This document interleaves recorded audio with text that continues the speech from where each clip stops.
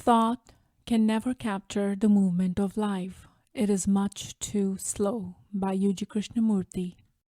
Hello everyone, this is PB Flower, author of the series All Kal None, published on Amazon as ebook and paperback. Go ahead and check it out. Today's topic is collective consciousness and thought. I was fascinated by our universe and creation to a point where I couldn't sleep at night from a very young age. I would stay awake looking at the stars, wondering what they are. As I grew up, science captured my interest the most due to this fascination. But my faith in science was challenged when I met my husband. He, by the way, is a genius and remains humble, even when he realizes so much. And I have come to understand creation in new light now. His connection to Yuji has given me that new perspective on life, and I think I'm a better human being because I have understood some of the things that Yuji ranted about. Many subscribers of my channel seem to have similar interest. And for that, I perhaps have YouTube algorithm or the AI to thank for. I would actually love to get connected with people that want to understand theorization of scientific concepts differently. And it would be a bonus if they are also into Yuji. So YouTube, please take note and get to work. Well, recently I was discussing in the comment section with one of my subscribers about thoughts, and it segued into memory faculty. He suggested me to look up Rupert Sheldrake, and I did.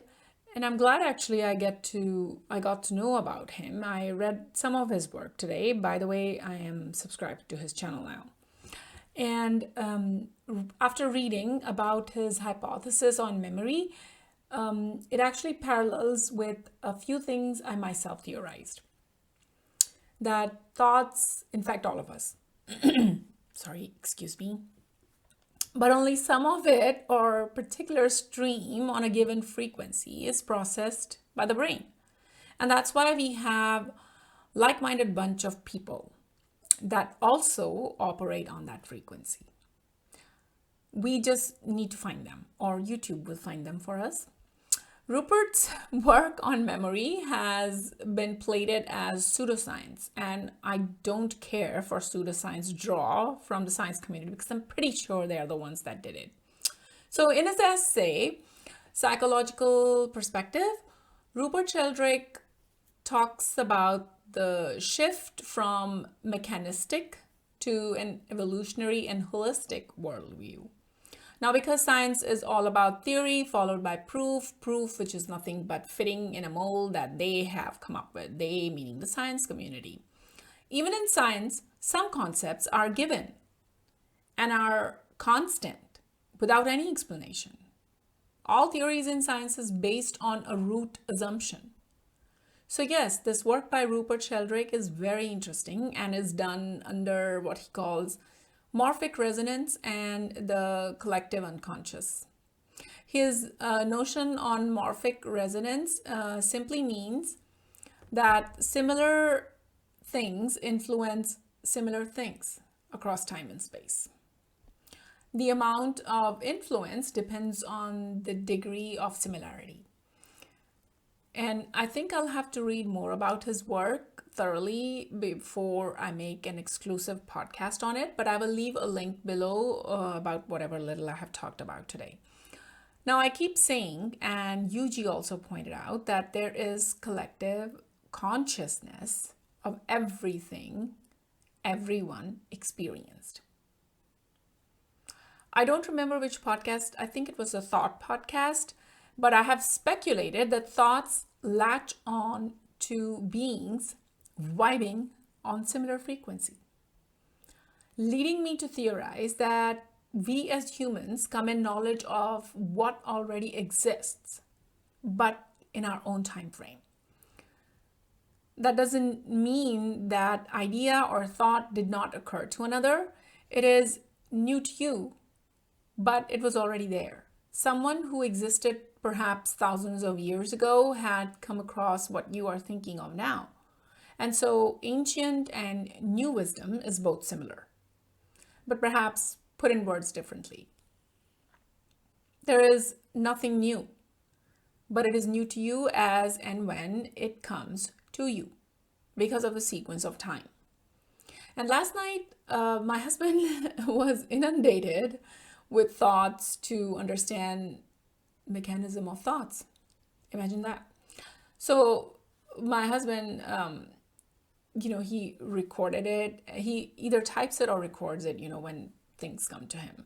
So that's what he was doing. And we went through it and we came to conclude once again that we cannot experience anything. We are only reading from memory and playing it back. What is written into our memory is not necessarily what was in place physically or occurred in our life in that time frame.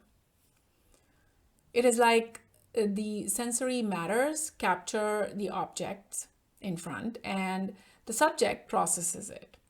In the course of action, there could have been several things that were discarded out. So the output from the filtered processing is what is put into the memory, our memory. And in witnessing it, the subject comes alive. So our brain thinks that it's an experience and writes it back into memory, kind of like revalidating the existing memory as personal experience. So what we call our experience is limited to what persisted or was preserved in our memory. And as to what kind of programming subsists to map this experience from the object, from the time we came alive, that is the thought which is beginning to express through us. It is the thought that is trying to catch up all the time to the objects. Remember, Yuji said that thought can never capture the movement of life. It is much too slow.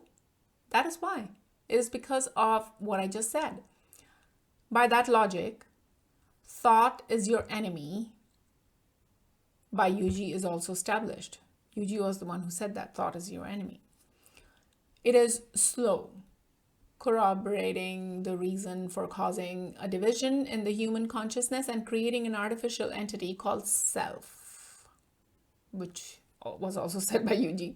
When in essence, there is nothing new. There is no you or me, myself, whatever. It's all an idea.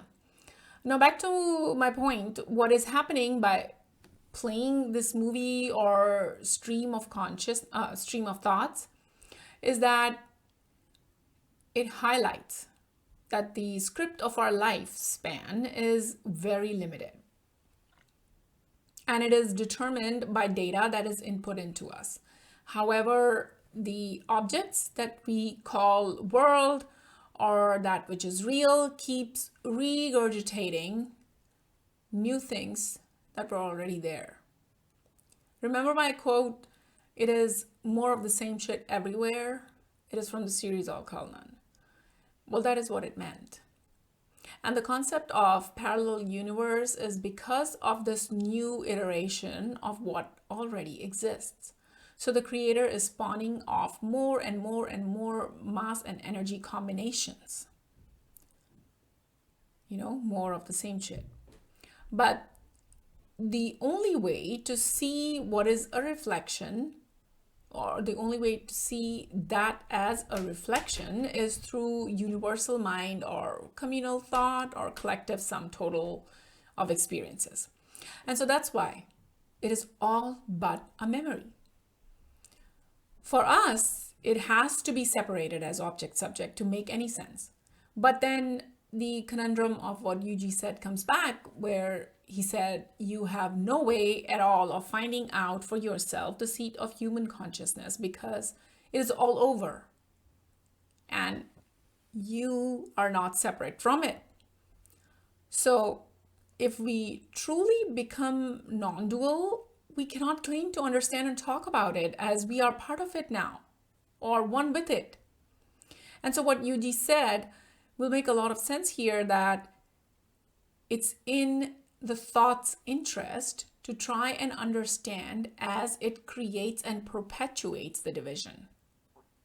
And thus, understanding is dualism.